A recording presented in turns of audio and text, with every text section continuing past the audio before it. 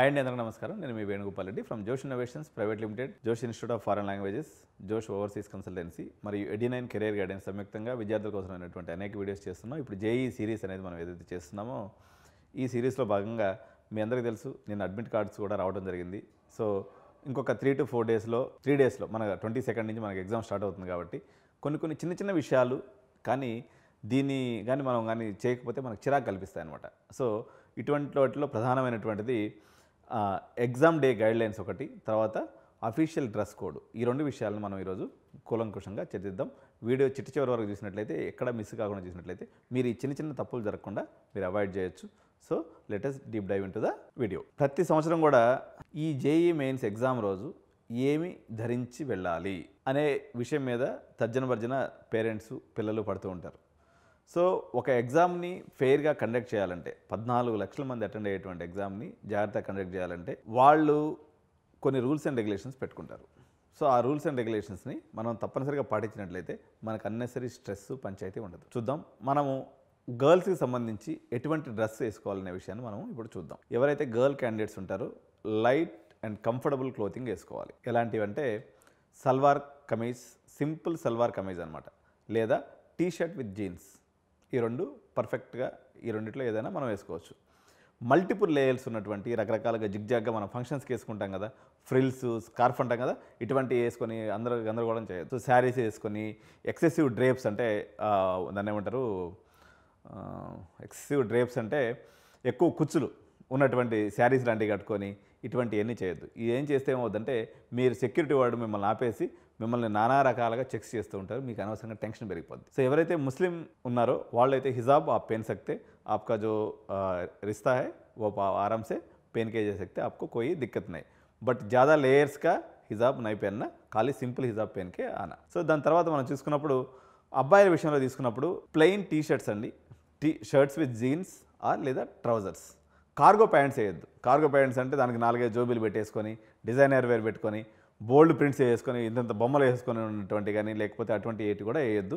Too many packets ఉన్నటువంటి ఏదైతే జోబీలు 4-5 జోబీలు వేసుకుని తిరిగే పిల్లలకు అలవాటు ఉంటుంది అనమాట, ఇట్లాంటి క్లోతింగ్ అయితే వేయొద్దు అనమాట. లేయర్డ్ క్లోతింగ్ ఏది కూడా వేయద్దు. Jackets, hoodies, okay. తర్వాత ఈ యొక్క మన చలి పుడుతుందనే నెపం పెట్టేసుకొని ఇంతలా కోట్లు, దాని మీద 2-3 లేయర్స్ ఉన్నటువంటి కోట్స్ ఇటువంటి వేసుకోవచ్చు. కానీ చలి ప్రాంతాల్లో ఉన్నటువంటి వాళ్ళకి ఇబ్బంది. కానీ మనకు ఆంధ్ర తెలంగాణలో ఇప్పుడైతే చలి వెళ్ళిపోయింది, ఏం పెద్ద చలి కూడా లేదు కాబట్టి వీలైన కాడికి స్వెటర్ ఎత్తుకోపోవడం మంచిది. ఒకవేళ ఎత్తుకెళ్ళినా లోపలికి ఎగ్జామ్లో పోయేటప్పుడు మీ పేరెంట్స్కి ఇచ్చేసి లోపలికి వెళ్ళండి. ఎందుకంటే మీరు ఆ ఫ్రిస్కింగ్ ఏదైతే చేస్తారో, మనకి ఫిజికల్ ఫ్రిస్కింగ్ ఏదైతే ఉంటుందో ఆ టైంలో దాన్ని పక్కన పెట్టేసుకొని వాళ్ళకి చూపించేసి లోపలికి వెళ్తే సరిపోతుంది. సో ఇంకా చెప్పుల విషయానికి వస్తే చెప్పులు కానీ షూస్ కానీ ఏం వేసుకోవాలనుకున్నప్పుడు సింప్లిసిటీ అనేది ఈజీ మంత్రం. మంచిగా చెప్పల్స్ కానీ శాండిల్స్ కానీ వేసుకోండి, స్లిప్పర్స్ వేసుకోండి. క్లోజ్డ్ షూస్ అటువంటి వేసుకోవద్దు. స్నేకర్స్, బూట్స్ లాంటివి అయితే అసలే వేసుకోవద్దు. సాక్స్ అయితే వేసుకోవచ్చు, మన వాళ్ళు అడిగినప్పుడు మాత్రం దాన్ని ఓపెన్ చేసి చూపించడానికి ప్రిపేర్ అయి ఉండాలి. సో బ్యాండ్ యాక్సెసరీస్ ఏమున్నాయని మనం చూసినప్పుడు వాచెస్, అది అనలాగ్ కానివ్వండి డిజిటల్ కానివ్వండి, పెట్టుకోవద్దు.